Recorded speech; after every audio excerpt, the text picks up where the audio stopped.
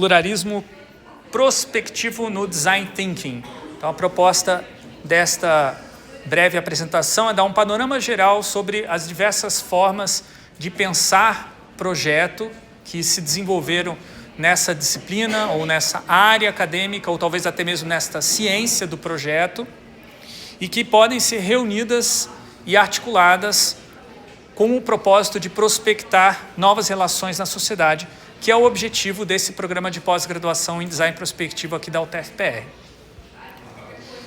A pergunta principal que eu vou tentar responder, que muitas pessoas nos perguntam quando tomam contato, né, com a proposta do Design Prospectivo, é igual ao Design Thinking, o que vocês estão fazendo, ou é parecido com o Design Thinking, ou é tipo Design Thinking? Então, essa é a tentativa de responder essa pergunta. Bom, o Design Thinking é um tema que eu e o professor Rodrigo Gonzato temos nos dedicado a estudar criticamente desde o momento que foi proposto de maneira massiva lá nos idos de 2009, 2008, 2009, quando a IDEO e a D-School de Stanford começam a publicar os seus livros, seus websites, dar cursos globalmente. E a gente faz essa reflexão a partir do lugar do Instituto Faber-Ludens, que era uma ONG que a gente fazia parte naquela época, que dava um curso de pós-graduação lato sensu. O Gonzato foi aluno, depois professor. E aqui nós temos uma imagem que foi tirada durante uma dessas aulas, em que a gente está refletindo criticamente sobre esse Design Thinking, tá? Na época que ele estava aparecendo. A gente estava fazendo um momento assim de uma espécie de cômico. Essa foto é proposital, digamos, tirando sarro do Design Thinking, tá? Depois, alguns anos se passaram, a gente escreve um livro coletivamente, que é o Design Livre. Eu já vou posicionar ele melhor na cronologia, mas ele está aparecendo aqui no canto superior direito. E para divulgar o livro, a gente monta uma série de memes de internet. Um deles é esse aqui, tá? Design Thinking, você está fazendo isso errado. Então, Design Thinking não é só post-it, ou se vestir de um monte de post-it não é suficiente para fazer Design Thinking. Claro, a gente estava convidando as pessoas a discutir esse assunto de maneira mais aprofundada e crítica, que é o que a gente faz nesse livro. Não vou falar muito desse livro agora, que eu vou posicionar ele depois, mas a questão de fundo desse meme, existe um jeito certo de fazer Design Thinking? Quando a gente diz Design Thinking, você está fazendo isso errado, a gente não está querendo dizer que existe um jeito certo. A gente está provocando as pessoas, até porque a imagem é bizarra, tá? Isso é uma das características também do tipo de design que a gente produzia no Faber-Ludens. Logo chegaremos lá para vocês entenderem. Mas também para capturar a curiosidade de vocês. Vocês devem estar se perguntando, né? Por que isso? Por que fazer um questionamento nesses moldes e nessa linguagem? Tem propósito. Vamos lá, vamos começar a contextualizar. Primeira coisa, trazer algo que vocês sabem a respeito disso hoje, porque houve um processo colonizatório do pensamento projetual de que Design Thinking é isso, tá? É o modelo da D-School que passa pelas seguintes etapas: desenvolver empatia, definir o que você vai fazer, gerar ideias, prototipar e testar. Esse modelo foi proposto em 2006, se não me engano, no Design Thinking Bootleg, que é uma espécie de curso introdutório a esse assunto, lá na D-School, que é uma escola de design fundada pelos também fundadores e empreendedores da IDEO, que é uma consultoria de Design Thinking, ou na época se definia dessa maneira. Bom, a pergunta que eu vou agora trazer para vocês é: existem outras formas de pensar certo? Tá? Existem outras formas de fazer Design Thinking que não são necessariamente erradas, mas são diferentes dessa forma como a D-School e a IDEO pensam o projeto? Existem. A resposta é: existem dezenas, se não centenas de modelos alternativos muito diferentes no modelo da D-School de Stanford. Eu estou trazendo um aqui só para puxar do sul global, da Índia, que é um país que não costuma ser referenciado como uma fonte ou uma referência na área de pesquisa em design, mas de fato, historicamente, um dos países que mais pesquisa design, tem mais programas de doutorado em design e tem uma história muito parecida com o Brasil, graças à influência similar da escola de Ulm sobre as escolas de design da Índia. Tá? O Instituto Nacional de Design em Ahmedabad, na Índia, é um espaço que recebeu vários dos professores da escola de Ulm, né? Enfim, um dos formados ou professores, na verdade, desse Instituto Nacional de Design na Índia é o professor Ranjan, que já faleceu, mas que compilou 30 ou 40 anos de docência nesse diagrama, que é uma flor, uma flor de lótus, tá? Uma metáfora que traz assim um ícone, né? Um símbolo importantíssimo para a cultura indiana, e posicionando diferentes formas de você pensar. Logo, nessa imagem já está comunicado duas características importantes da maneira como os indianos veem o pensamento projetual. Primeiro, ele é plural, assim como é plural a sociedade indiana e as formas de relacionamento com a natureza. Tá? Então, é uma das características que a flor de lótus traz. São várias pétalas, você vai abrindo, cada uma vai revelando um aspecto da realidade. Tá? Então, só aqui a gente já relativiza essa ideia de que existe um jeito certo de fazer o design, que seria aquele da D-School. Por outro lado, a gente também salva a ideia de design thinking dessa comodificação. Né? De que, se design thinking é isso que a D-School faz, eu não quero fazer. Eu não quero saber de nada de design thinking. Mas, gente, tem um indiano aqui que propôs esse modelo. Na verdade, ele já usava um modelo parecido com esse muito antes da D-School, da IDEO, propuserem um modelo de design thinking. Tá? Então, não descartem a ideia só porque ela foi apropriada comercialmente pelo capitalismo, porque às vezes a gente consegue salvar partes dessa ideia. Enfim, se todos esses tipos de pensamentos catalogados pelo MP Ranjan são certos para designers, então seria possível aprender a pensar dessas diferentes maneiras participando da atividade projetual? É uma pergunta óbvia, né? Então quer dizer que você pode aprender a pensar como um designer participando do design?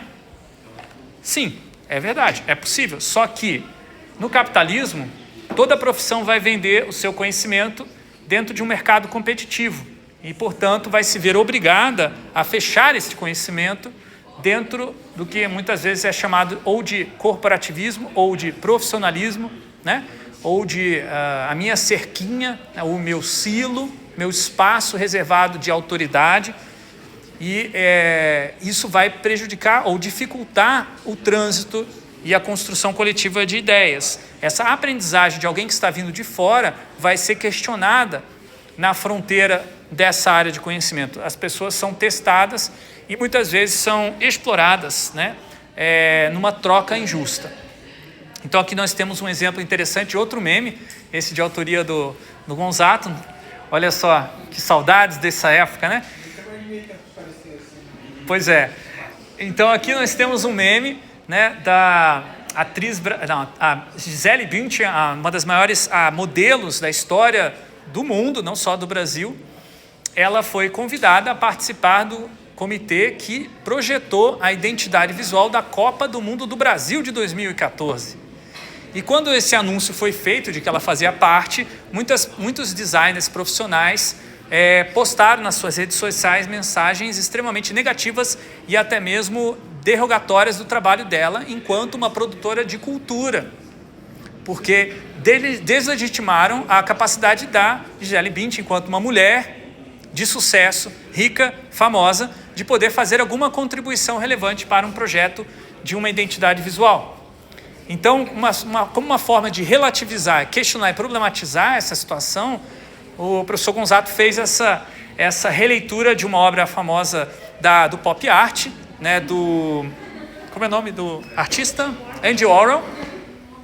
Essa releitura, então, traz a Gisele Bündchen como essa pessoa que estaria pensando. E eu acho que tem também O Pensador aí, né, uma releitura também de uma obra mais antiga, que é uma escultura de um homem pensando, como só um homem pudesse pensar. Eu acho que a tua sacada, não sei nem se na época te estava consciente, mas que tipo, a mulher também pode pensar, a Gisele Bündchen também pode pensar, e por que não pensar projetualmente? Quer dizer, na época a gente ainda não tinha vocabulário, não falava que isso era uma questão machista ou sexista, mas a gente entendia que havia um processo de exclusão dessa pessoa do processo de design pelo profissionalismo, pelo argumento de que design só se faz por designers profissionais.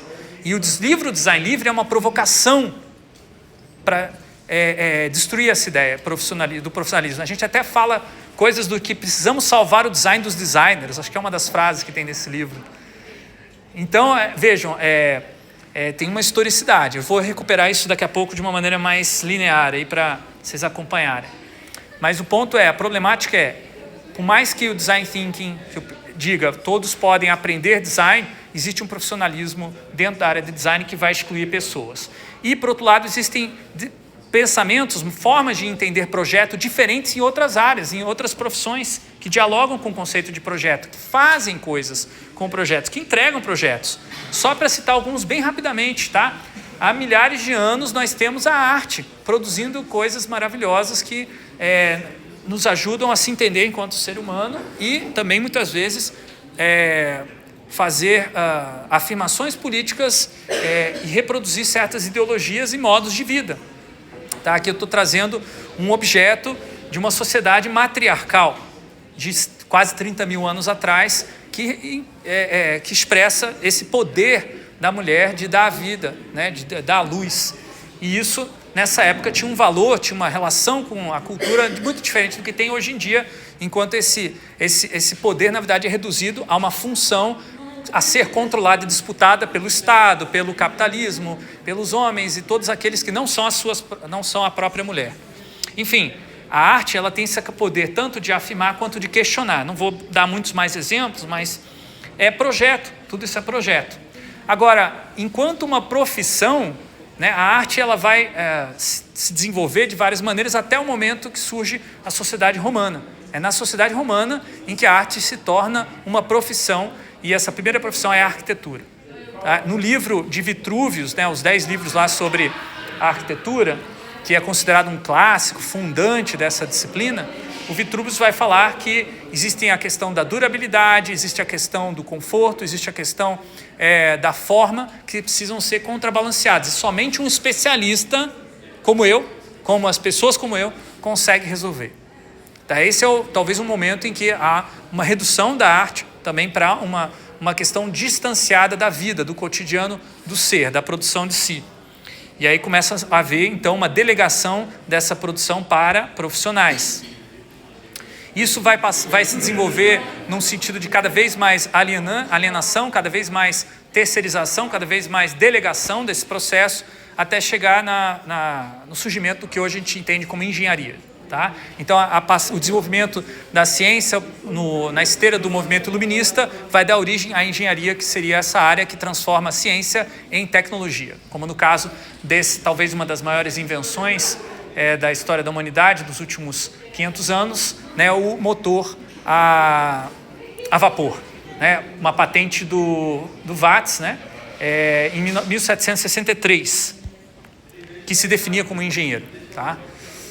O desenho industrial é muito mais recente e ele se distingue da engenharia por articular elementos artísticos, recuperar a arte como uma forma de se entender enquanto ser humano legítima, tão importante quanto a ciência. Então vai trazer aspectos subjetivos, e quando falo subjetivo não é só da mente, mas também do corpo. Tá? Subjetividade quer dizer, existem sujeitos que vão usar aparelhos, equipamentos tecnológicos que precisam ser levados em consideração.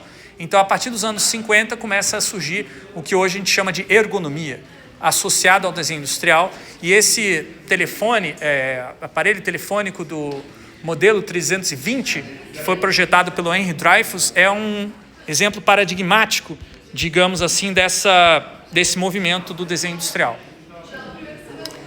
A partir dos anos 60, 70, surge a ciência da computação, que vai projetar novos mundos virtuais, que a gente vai poder cada vez mais gastar tempo ou passar tempo dentro deles. Tá? E tudo isso é visto como projeto. Existem muitas outras profissões pensando projeto. Tá? Então, será que não seria interessante a gente reunir todos esses pensamentos dentro de uma ciência, né? Ou dentro de uma área interdisciplinar? Essa é uma pergunta que vários pesquisadores e pesquisadoras vão fazer a partir dos anos 60 e 70. E isso vai fundar o que hoje nós conhecemos como o movimento do Design Methods, dos movimentos de design, de métodos de design. Porque nessa época chega à conclusão Se existem várias formas de pensar, essas formas precisam ser compartilhadas, comparadas e testadas para ver qual é a melhor. Então, como é que faz isso? Reduz o pensamento a um método. E aí você aplica ele no projeto e vê qual que é melhor, qual que funciona de acordo com uma determinada métrica. A discussão de quais métricas são relevantes é uma discussão interminável.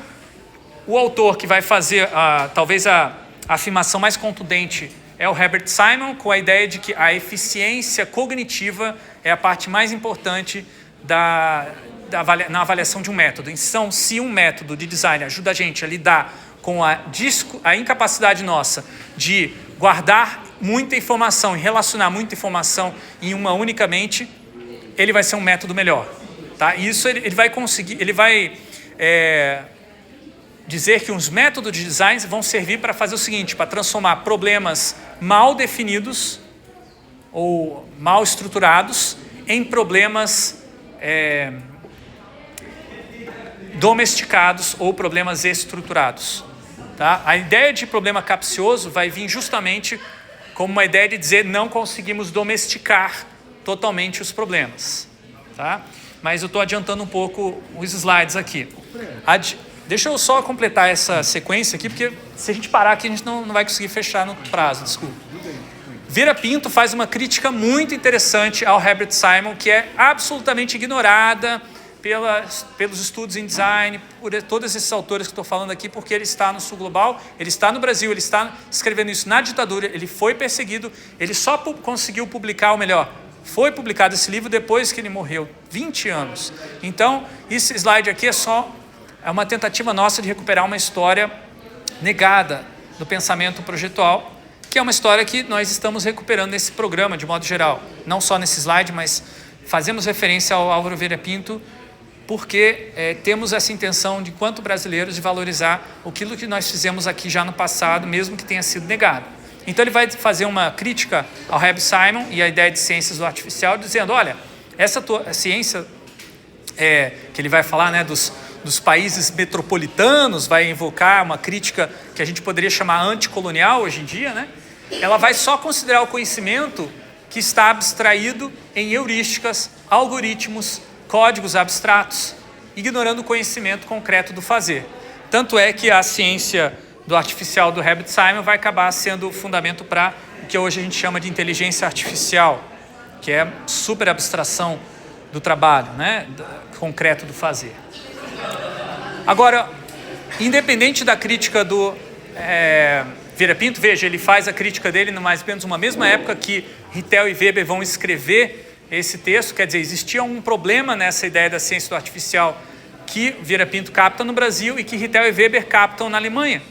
Similar, é um caminho completamente diferente que os dois vão desenvolver, ou os três, melhor dizendo, vão desenvolver suas críticas. A ideia de problema capcioso que Rittel e Weber vão desenvolver, né, para dizer que a prática tem problemas capciosos que a ciência não resolve, vai acabar sendo predominante, né? Mas a gente está colocando em diálogo aqui para mostrar que é possível recuperar essa história e a gente construir um pensamento brasileiro. Exemplo do que seria um problema capcioso, de como que ele não pode ser resolvido de maneira científica, você pode pegar um modelo científico de modelagem de como funciona o tráfego e calcular quantos números de pistas você precisa para um fluxo específico de carros que uma metrópole como Beijing tem.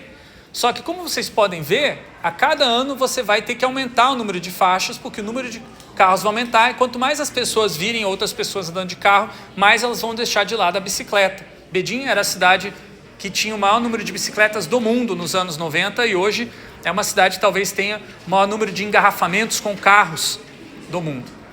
Vocês podem ver aqui nessa foto, uma das estradas tendo 26 faixas. Ou seja, se continuar com essa lógica de projeto, nunca vamos conseguir chegar num tráfego fluido em Beijing. Porque isso é o que se chama de problema capcioso. Ele é um problema que nos força a gerar mais problemas. O Bruce Archer vai fazer uma coisa diferente de Rittel e Weber e vai falar, bom, já que a ideia de ciência não funciona, não dá cabo, por que a gente não esquece ela totalmente e vamos desenvolver uma disciplina? Tá? Uma disciplina que não é uma ciência, que pode estar entre as artes, pode estar entre as engenharias, entre as humanidades. Uma nova disciplina completamente independente, mas relacionada com essas outras. Essa visão vai acabar sendo preponderante. E a maioria dos autores vai definir design hoje não como uma ciência, mas sim como uma disciplina independente que mistura elementos artísticos de engenharia, elementos de ciência, elementos de filosofia, inclusive. Um psicólogo chamado Bruce Lawson, ele vai se interessar por esses problemas que estão sendo discutidos nessa época e vai escrever um livro muito interessante, Como Arquitetos e Designers Pensam, tá? Tentando explicar como que é esse processo, especificamente. Muitos dos conceitos que a gente usa hoje em dia para falar de análise, síntese, vêm desses estudos cognitivos que ele vai fazer sobre o pensamento projetual. Ele não vai usar esse termo design thinking com muita frequência, mas é um fundamento constante no trabalho dele, definir o que é design ou atividade projetual a um processo cognitivo, que vai ter vários problemas aí. De uma maneira um pouco diferente, talvez mais abrangente, indo além do que se faz na arquitetura, o Nigel Cross vai propor que talvez exista uma forma projetual de conhecer, uma maneira designerly, que é até uma palavra difícil de traduzir para português, né? E aí ele vai escrever um artigo, depois vai virar um livro, Designerly's Ways of Knowing, que é considerado também fundante nessa disciplina. Agora, o livro que talvez seja o mais acessível a tudo isso que eu passei até agora é o livro do Donald Schoen, que é um cara que tem experiência na administração, que vai estudar depois como que arquitetos estão aprendendo a serem arquitetos dentro do MIT, e ele vai escrever esse livro como educar o profissional reflexivo. Não é sobre apenas arquitetos, porque ele também vai pegar casos de psicanalistas, como psicanalistas aprendem a psicanálise, tá? E vai comparar, inclusive. Então, vejam, já na sua origem, essa disciplina já estava preocupada com outras disciplinas e outras formas de pensar projetos. Isso foi se perdendo um pouco no meio do caminho, tá? E agora a gente está tentando recuperar. Para trazer um pouco mais de igualdade de gênero, refazer aí uma desigualdade comum, que é excluir as mulheres dessa fase. Estou trazendo a Gabriela Goldschmidt, mas talvez existam outras mulheres invisibilizadas que fizeram contribuições importantíssimas à pesquisa no design nessa época. Ela estudou, seguindo os passos do Donald Schoen, como que designers aprendem design através de esboço, croquis, rascunho, desenho e qualquer outra forma visual de pensamento. Tá? Ela vai publicar alguns artigos sobre isso e depois um livro sobre uma técnica que ela desenvolveu de visualização desse pensamento chamada Linkography. Num desenvolvimento completamente paralelo, num outro contexto, inclusive político, os escandinavos vão escrever sobre designers interagindo com usuários no contexto de projetos de sistemas de informação e vão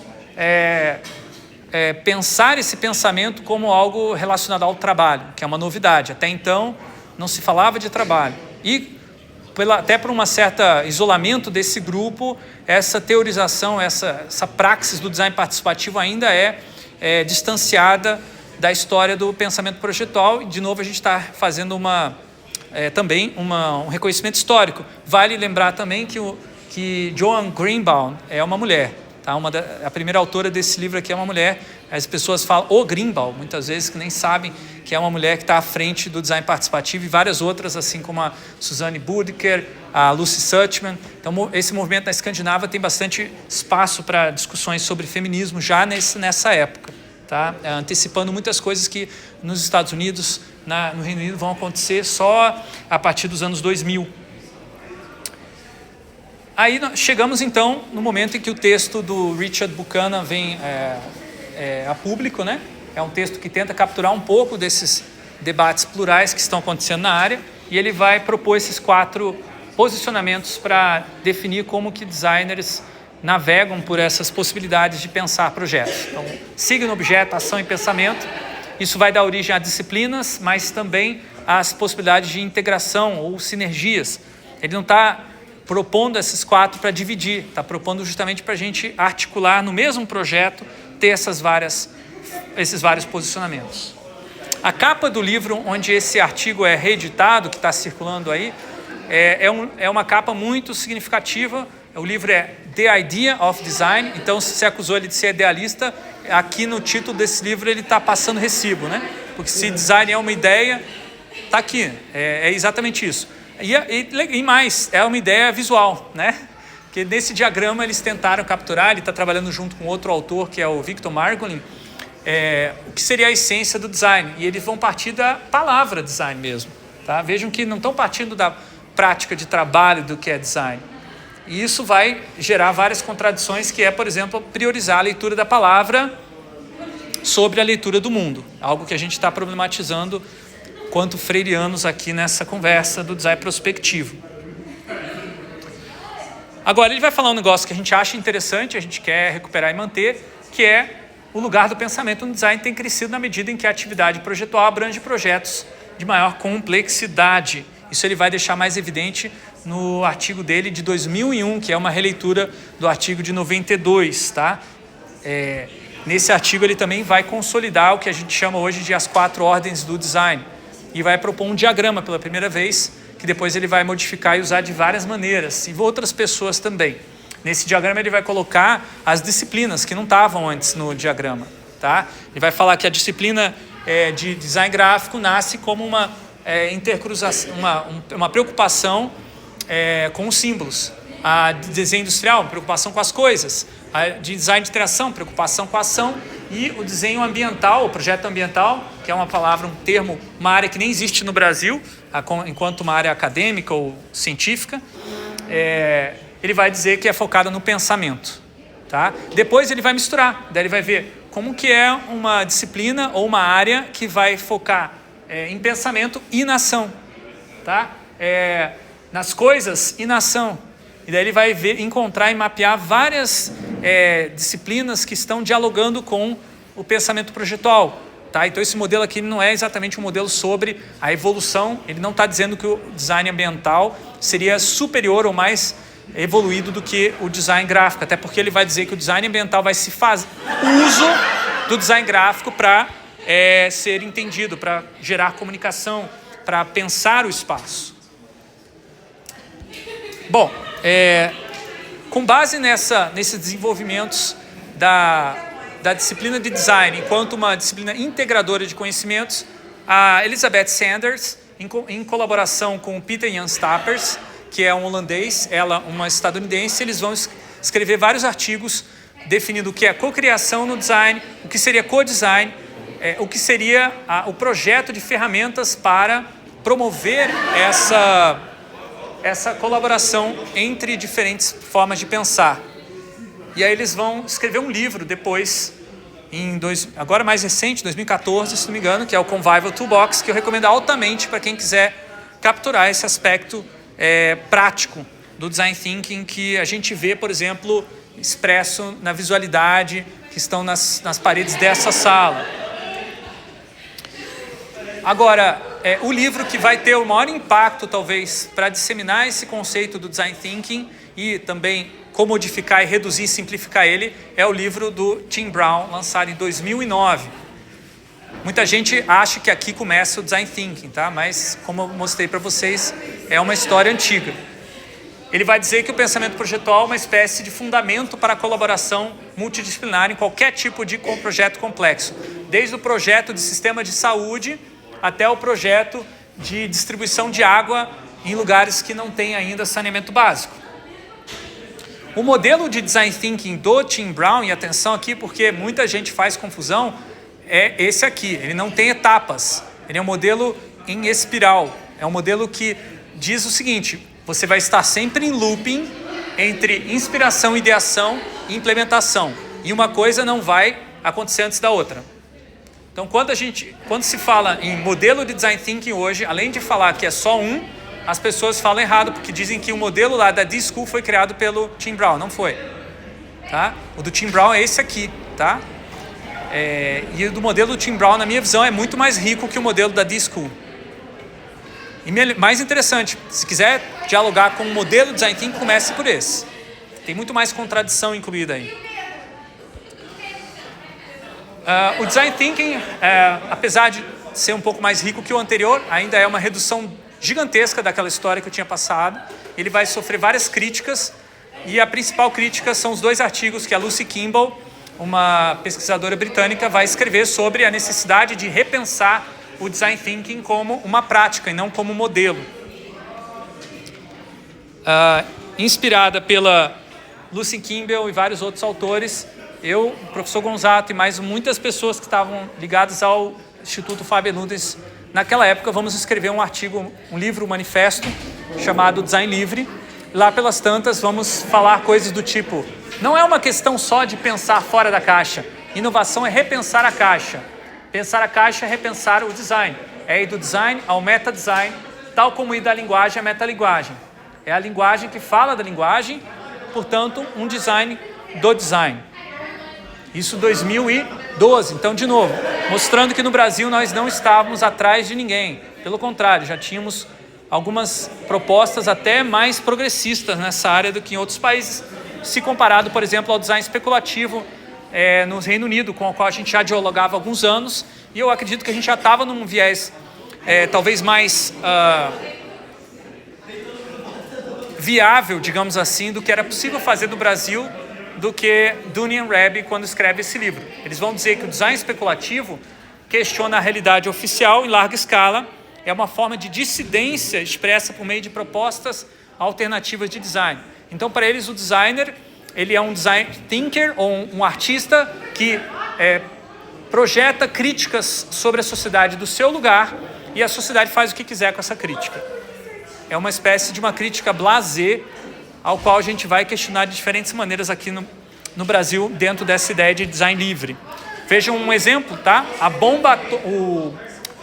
O bichinho de pelúcia do cogumelo da bomba atômica. É um dos projetos famosos aí de Dunning e Raby. Ou melhor dizendo, é isso.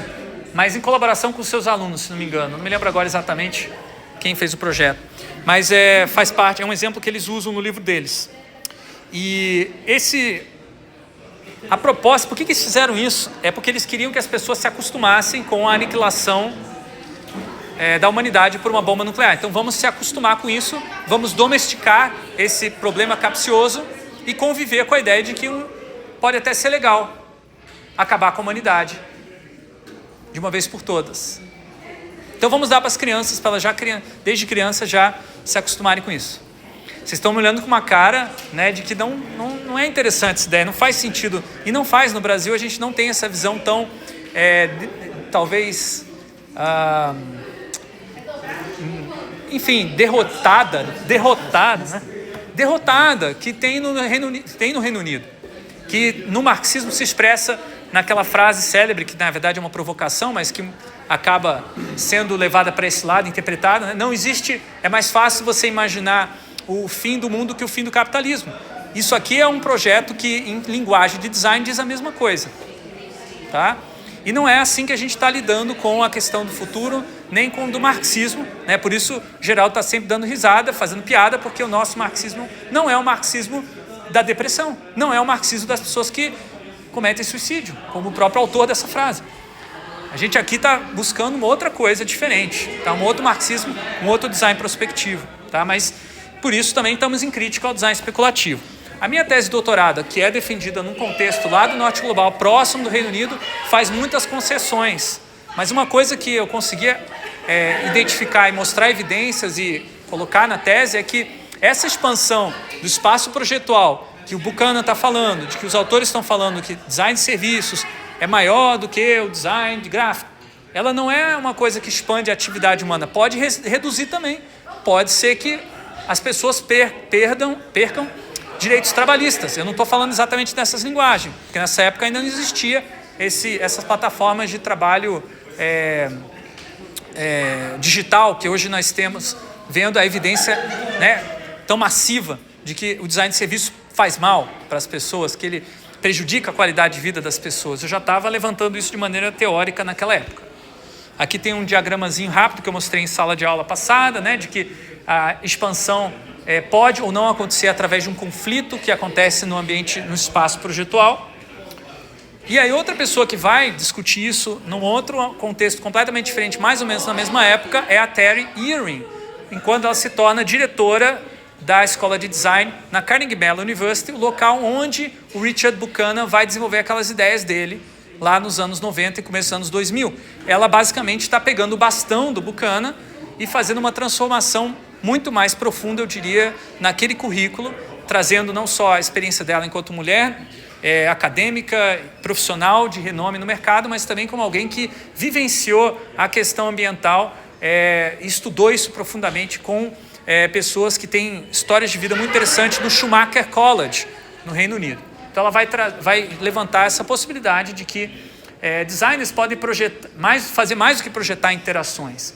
Eles podem projetar transições em sistemas sociotécnicos para uma sociedade mais sustentável. E aí, esse diagrama aqui da evolução ou da desenvolvimento do currículo da Carnegie Mellon University, que vai passar de uma preocupação com o ambiente construído para uma preocupação com o mundo natural, passando pelo design para serviços, design para inovação social e chegando no que é a novidade, que é o design transicional.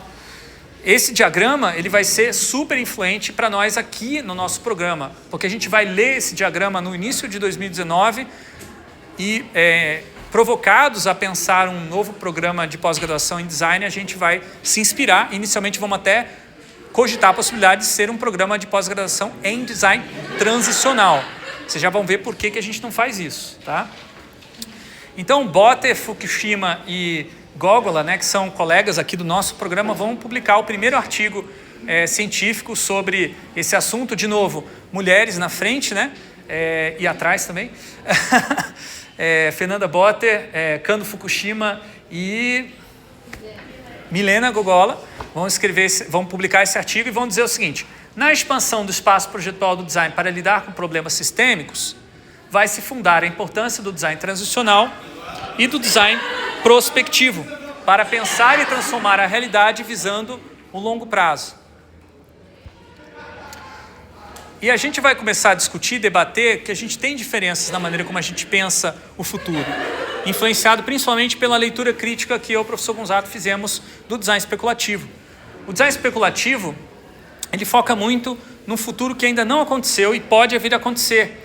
Queremos ou não queremos esse futuro? Então, quando Dune e Reb vão projetar os cogumelinhos domesticados, eles estão querendo falar, olha, esse cogumelo nuclear de pelúcia é um futuro possível, mas é um futuro indesejado.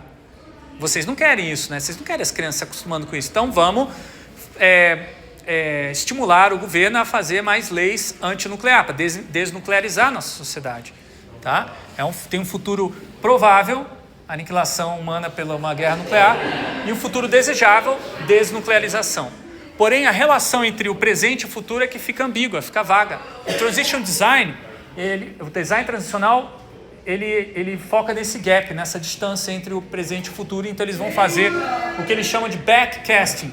Imagina o futuro desagradável, volta para o presente e pensa, como é que a gente cria uma bifurcação para um futuro desejável, tá? A gente vai olhar para isso e pensar, nós não temos tempo, não temos recursos para ficar imaginando, especulando futuros. O que nós podemos fazer é procurar os presentes alternativos negados que estão aí. Falta só a gente prospectar. Então essa é a diferença fundamental que vai nos levar a se dialogar cada vez mais com Álvaro Vieira Pinto, Paulo Freire e outros autores que dialogam com a realidade nacional brasileira. Então, em 2022, a gente já vai fazer uma virada importante no design prospectivo, partindo do princípio que o possível é um espaço conceitual em transformação histórica. O design prospectivo busca criar uma ponte entre o velho possível e o novo possível, tá? Junto com, de novo, a Fernanda Botter e com o Kylie Guimarães, a gente vai publicar esse artigo em 2022 na Estudos em Design e vai consolidar, digamos assim, uma agenda para a pesquisa nessa área que vai justificar a existência desse programa. Nessa época, o programa não tinha sido aprovado, mas essa publicação vai ser mencionada na proposta que foi enviada novamente à CAPES, porque aquela proposta de 2019, antes mesmo do artigo lá, de Botter e colegas, em 2021, ela vai ser rejeitada e a gente vai ter que repensar. Então isso aqui já é fruto dessa maneira de repensar o design prospectivo enquanto uma área nova, completamente nova. A gente começa a dizer não somos mais design transicional, até por uma provocação da condição de abertura de novos programas de pós-graduação no Brasil. E aí a gente vai começar a focar mais nessa questão do presente e do espaço de possibilidades que esse presente nos oferece. Então, se existe uma coisa que é impensável no futuro, é porque ela é impensável agora, no momento, no presente. Quiçá se a gente começa a pensar, e se uma coisa que era improvável se tornar possível? E se o impossível se tornar possível? E se o impensável se tornar possível? Tudo isso é o que a gente está jogando dentro desse balaio enorme, que é o que a gente está chamando do novo possível. Então não é impossível aquilo ali, é uma coisa que é novo possível. A gente está prospectando, depois da prospecção a gente consegue mostrar que é sim possível, algo que era considerado impossível. Agora, esse novo possível não é necessariamente melhor do que o velho possível. As qualidades do possível são muitas, pois depende de muitas relações. Aqui é um diagrama novo que a gente está ainda mexendo nele, mas pensar essa relação entre presentes com uma relação de rede, de coisas, de pessoas, de instituições, tá? É o ambiente, o espaço projetual em que vocês estão e vão transitar cada vez mais nesse programa. E aí já vou recomendar que a partir de agora não use mais o termo design thinking, use o termo pensamentos projetuais no plural, porque o design prospectivo está recuperando essa história que muitas vezes foi apagada, negada, perdida, mas também recuperada por outros autores de que, fundamentalmente, o pensamento projetual são muitos, né? Não é um, são vários. E pensar de várias maneiras, projeto, pode ser mais interessante para lidar com essa questão do novo possível. Então, o design prospectivo, ele se propõe, nessa minha visão bastante parcial dessa história, né? Contando a partir desse lugar, ele se propõe a reunir, confrontar, articular e sintetizar várias formas de pensamento sobre o novo possível. Então a gente está buscando articular o possível com o provável, com o improvável, com o impensável e engordar, ou talvez mesmo, usando um termo que o Freire e o Vieira Pinto às vezes usam, engravidar o presente desse novo possível, de forma que o futuro, né, de forma que o presente esteja cada vez mais grávido de futuros. Então esse pluralismo todo de que o Buchanan principalmente exalta, continua sendo algo que a gente acredita e quer nutrir nesse programa de pós-graduação, tá? E a gente acha que é uma característica importante no pensamento projetual nessa disciplina nova, ou nessa área, ou nessa, sei lá o que a gente vai chamar, que chamamos de design prospectivo.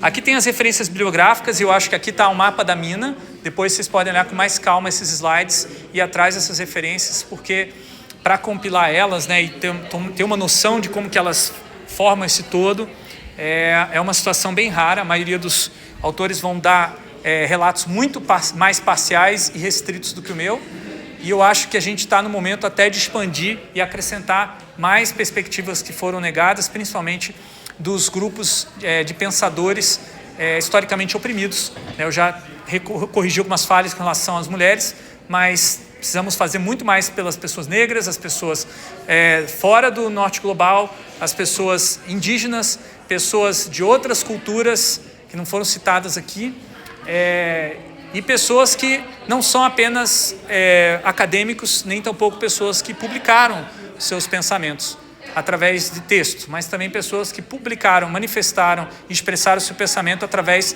de objetos, através de símbolos, através de produtos de design de modo geral. É isso, gente.